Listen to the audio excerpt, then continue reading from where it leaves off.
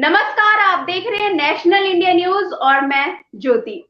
भारत देश में कोरोना के मामले बढ़ रहे हैं। जिस तरीके से मामले बढ़ रहे हैं उसी तरीके से ऑक्सीजन और मेडिकल सप्लाई में कमी आ रही है। एक तरफ जहां सोशल मीडिया पर लोग मदद के लिए उतर रहे हैं, तो वहीं पर ठगी के मामले भी सामने आ रहे हैं। इन्हीं सब मुद्दों पर बातचीत करने के लिए न्यूज रूम से हमारे साथ सद्दाम करीमी जुड़ चुके हैं, हमारे सहयोगी। तो सद्दाम, जिस तरीके से सोशल मीडिया पर लोग मदद के लिए तो उतर रहे हैं, लेकिन ठगी के मामले भी सामने आ रहे हैं, तो इसको लेकर क्या जानकारी है आपके पास? बिल्कुल निश्चित तौर पे ज्योति, जिस तरीके से ठगी का मामला जो सामने आ रहा है, हालांकि मैं भी अपने दर्शकों से, जो नेशनल इंडिया न्यूज के दर्शक इस वक्त हमें देख रहे हैं, मैं उनसे अपील करना चाहूंगा कि आप भी ठगी का शिकार ना हो, क्योंकि अपनों के लिए ऑक्सीजन और इंजेक्शन, जरूरी दवाओं की व्यवस्था करने के लिए लोग सोशल मीडिया पर मदद की गुहार लगा रहे हैं। साथ ही मुसीबत में फंसे लोगों की मदद के लिए कई संस्थाएं भी उतर के आ रही है, जैसा कि गुरुद्वारे भी वहां पर हेल्प कर रहे हैं ऑक्सीजन को लेकर। कई लोग भी ऐसे सामने आ रहे हैं जो सोशल मीडिया पर वाकई मददगार भी साबित हो रहे हैं, लेकिन कुछ लोग ऐसे हैं जो इस आपदा से घिरे लोगों को भी ठगने और ऐसे ऐंठने से, पैसे ऐंठने से बाज नहीं आ रहे। अगर आप भी अपनों के लिए सोशल मीडिया के जरिए मेडिकल रिसोर्सेज खोजने की कोशिश कर रहे हैं, तो जरा सावधान बरतिए। और उसके बाद, क्योंकि बुरी नीयत वाले इस आपदा को अपने लिए अवसर बनाने की कोशिश कर रहे हैं। ऐसा जो है ऑक्सीजन सिलेंडर और उसके बाद ऑक्सीजन जो है कंसंट्रेटर से जुड़ा ठगी का मामला पत्रकार पंकज कुमार ने अपने ट्विटर हैंडल पर शेयर किया। उन्होंने ट्विटर हैंडल पर साफ तौर पर उन्होंने इस बात का जिक्र किया है। उन्होंने ट्वीट कर कहा है कि फ्रॉड से सावधान रहे, पूरे वक्त में लोगों का जमीर नहीं जाग रहा है। ऑक्सीजन सिलेंडर और ऑक्सीजन जो है कंडक्टर के नाम पर जमकर फ्रॉडगिरी हो रही है। इन जवाब का एफबी अकाउंट 1 घंटे पहले बना है, पहले ही पैसा मांग रहे हैं, फिर घर पर डिलीवरी करने की बात कर रहे हैं। इन सब सारी चीजों से लेकर कहीं ना कहीं इस बात को लेकर सवाल किया जा रहा है। लेकिन मैं अपने दर्शकों से यही अपील करूंगा ज्योति, कि वो इस बात से लेकर बचें, और जो सोशल मीडिया पर मदद मांग रहे हैं, जब तक उस बात में फैक्ट ना हो, जब तक किसी को कोई जानता ना हो, तब तक उनसे मदद ना मांगी जाए। नहीं तो सावधान रहिए, आप भी ठगी के शिकार हो सकते हैं। जी, बिल्कुल सही कहा आपने, क्योंकि जिस तरीके से सोशल मीडिया पर नंबर शेयर किया जा रहा है कि आप यहाँ से बेड प्रदान हो सकते हैं, आपको ऑक्सीजन मिल सकता है, लेकिन वहीं पर ठगी के मामले भी काफी ज्यादा सामने आ रहे हैं। लेकिन जिस तरीके से ट्विटर पर हैशटैग ऑक्सीजन लंगर भी चलाया जा रहा है गुरुद्वारे की साइड से, जो शायद इंदिरापुरम गाजियाबाद में स्थित है, उसको लेकर भी काफी चर्चा की जा रही है।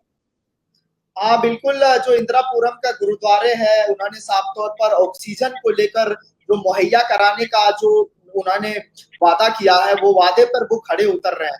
क्योंकि देखिए, आज वही सिख समाज को जिस तरीके से पहले लोग बदनाम करने की कोशिश कर रहे थे, लोग उन्हें खालिस्तानी जैसे शब्द उन्हें दे रहे हैं। जी बिल्कुल, उस तरह से देखिए किस तरह से जो है आज उन लोगों के मुंह पर करारा तमाचा है ज्योति, जो लोग ऐसे शब्द यूज कर रहे थे उनके लिए। आज देख लीजिए, इंदिरापुरम में जो काम सरकार को करना चाहिए था, जो काम जो है गाजियाबाद में स्थित जो वहां के पार्षद है, मंत्री है, विधायक है, उनको करना चाहिए था, आज वो गुरुद्वारे के लोग कर रहे हैं, गुरुद्वारे की कमेटी कर रहे हैं। मैं उनको जज्बे को सलाम करता हूं। मेरे पास ऐसे शब्द नहीं है ज्योति कि मैं उनके जो है इन दुख के घड़ी में, हर कोई जो है आज बच रहे हैं, लेकिन वो उन दुख के घड़ी में वो शामिल हो रहे हैं और अपने जान को दांव पर लगाकर वो लोगों की मदद कर रहे हैं। तो ये काबिले तारीफ है। और अगर जो वरिष्ठ पत्रकार हैं, जो राजनीतिक विश्लेषक हैं, वो इन लोगों का भी कई तरह से जो है प्रतिक्रिया आ रही है। दिलीप मंडल जो सर हैं, जो वरिष्ठ पत्रकार हैं, उन्होंने साफ तौर पर अपने जो है फेसबुक हैंडल पर जो है ट्वीट करते हुए ट्विटर हैंडल पर भी उन्होंने लिखा है कि जो लोग मतलब जो मंदिर के नाम पर चंदा देते थे, जो पीएम केयर फंड के नाम पर चंदा देते थे, वो पैसा कहाँ यूज हो रहा है। उन्होंने खुद कहा कि हमने गुरुद्वारे को दिया था पैसा, आज जो मेरा पैसा यूज हो रहा है, आज मुझे अंदर से खुशी हो रही है। तो कहीं ना कहीं जो गुरुद्वारे, जो इंदिरापुरम में जो जिम्मेदारी ली है, उन्होंने इस हद तक जिम्मेदारी ली है जो थी कि जब तक हॉस्पिटल में उन मरीज को भर्ती नहीं मिल जाता, तब तक वो ऑक्सीजन देते रहेंगे। तो ये काबिले तारीफ है और इनकी जो है सराहना की जानी चाहिए, हर लोगों को करनी चाहिए। और जहां तक सबसे बड़ी बात यह है कि ऑक्सीजन तो लंगर लग ही रहा है। आपने इससे पहले देखा होगा, खाने का लंगर लगता था और उसके बाद चाय का लंगर लगता था, लेकिन आज ऑक्सीजन का लंगर लग रहा है। तो देश किस भयावह स्थिति में है वो आप अच्छी तरह समझ सकते। जी बिल्कुल सही कहा आपने, क्योंकि ये देश में सबसे बड़ा योगदान है कि ऑक्सीजन लंगर चलाया जा रहा है। लेकिन वही ऑक्सीजन को लेकर हाई कोर्ट ने भी टिप्पणी करी है, और सख्त टिप्पणी करी है कि अगर राज्य सरकारें या केंद्र सरकार या प्रशासन ऑक्सीजन की आपूर्ति को लेकर कोई भी बाधा डालती है, कुछ होता है, तो उस व्यक्ति को फांसी पर लटका देंगे। तो जिस तरीके से हाई कोर्ट का सख्त रुख नजर आ रहा है, तो इसको लेकर क्या कुछ कहेंगे? निश्चित तौर पे आज जिस तरीके से कुछ अस्पताल ने जो है वहां हाईकोर्ट का दरवाजा खटखटाया था, और हाईकोर्ट जो है अपनी प्रतिक्रिया देते हुए उन्होंने साफ तौर पे कहा है कि दिल्ली सरकार को उन्होंने साफ तौर पर कहा है कि अगर जो लोग दिल्ली ऑक्सीजन आने में बाधित करते हैं, जो लोग बाधा डाल रहे हैं, उसका आप नाम बताइए, उसको कभी बख्शा नहीं जाएगा और उन्हें जो है फांसी पर हम लटका देंगे। ऐसा कोर्ट का रुख है और सख्त कदम अपनाते हुए उन्होंने कहा है। और सबसे बड़ी बात है कि दिल्ली सरकार को जिस तरीके से उन्होंने कहा है कि अगर कोई अधिकारी भी है, अगर इस तरीके से बात करते हैं तो इसकी जानकारी केंद्र सरकार को भी दीजिए, ताकि केंद्र सरकार भी उस पर कुछ सख्त कदम उठा सके।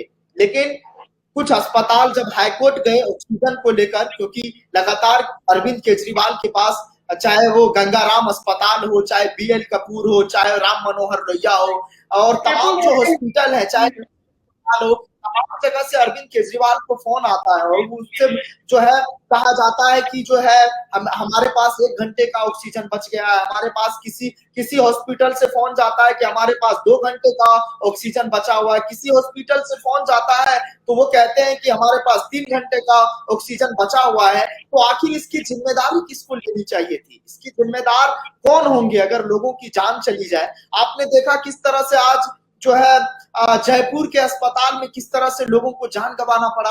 इससे पहले आपने देखा ऑक्सीजन के चलते लोग तड़प तड़प कर अपनी जान दे रहे हैं, हॉस्पिटल में बेड नहीं मुहैया करा पा रहे हैं, और उसके बाद हॉस्पिटल में बेड मुहैया नहीं हो पा रहा है, ऑक्सीजन मुहैया नहीं हो पा रहा है। डॉक्टर का साफ तौर पे कहना है कि अगर आप ऑक्सीजन ला करके आप देंगे तभी आपका इलाज हो पाएगा, वरना नहीं तो हम आपको नहीं बचा पाएंगे। तो ये स्थिति बन चुकी है ज्योति भारत की राजधानी दिल्ली में।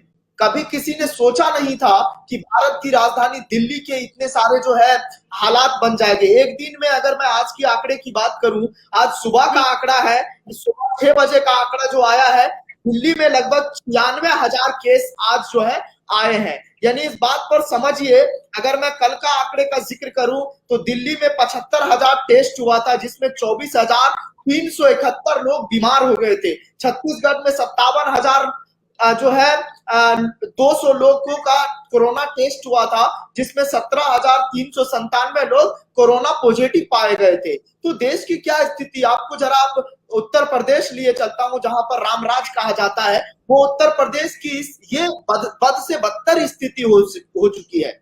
ये बद इंतजामी, सरकार के नाक के नीचे लोगों की मौत हो रही है, सिस्टम सड़ चुका है आज का, किस तरह से वहां पर ऑक्सीजन मुहैया नहीं हो पा रहा है। तो ये सवाल का जवाब कौन देगा? ये सवाल का जो जवाब है भारतीय जनता पार्टी को देना पड़ेगा, केंद्र सरकार को देना पड़ेगा, जहां पर जिसकी सत्ता है उसको देना पड़ेगा। आखिर कब तक आम जनता दम तोड़ते रहे? आखिर कब तक जो है लोग खून के आंसू बहाते रहे? कब तक लोग जो है मतलब अपने भाई खोते रहे, अपनी माँ को खोते रहे? शमशान में जगह नहीं है चीता जलाने के लिए। अब देखिए जरा सा कि पटना में लकड़ी को जो लेकर जो है वहां पर जलाने को लोग मजबूर हो गए हैं। कई जगह पर नए शमशान खोल दिए गए, जहां पर शवदाह होता है, जहां पर लाशों को जलाया जाता है, वहां पर लोगों को लेकर जाया गया है। और उसके बाद कई जगह से ऐसी खबरें आ रही है, सूरत की अगर मैं बात करूं तो वहां पर लकड़ियां खत्म हो जा रही है। लोगों को जो है गन्ने का खोई जो होता है, गन्ने का यानी साफ तौर पर आसान भाषा में समझे तो छिलका जिसे बोला जाता है, उससे शवदाह करने को लोग मजबूर हो रहे हैं। तो कहीं लाशें सड़ रही है, कहीं पर लाशें अदला बदली हो रही है, कहीं पर जो है लकड़ियां कम पड़ जा रही है, कहीं पर लकड़ियों से जलाने को लोग मजबूर हो जा रहे हैं। तो क्या स्थिति है इसको लेकर?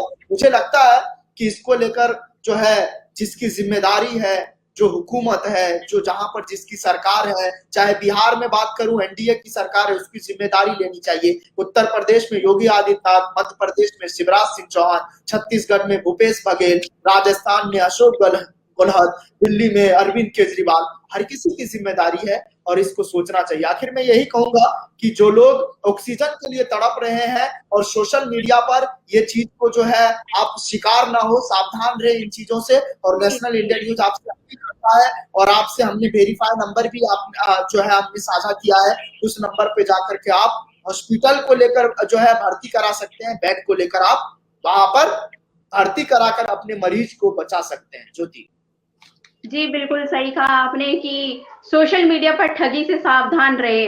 तो सद्दाम बहुत बहुत शुक्रिया आपका हमारे दर्शकों को सटीक जानकारी देने के लिए।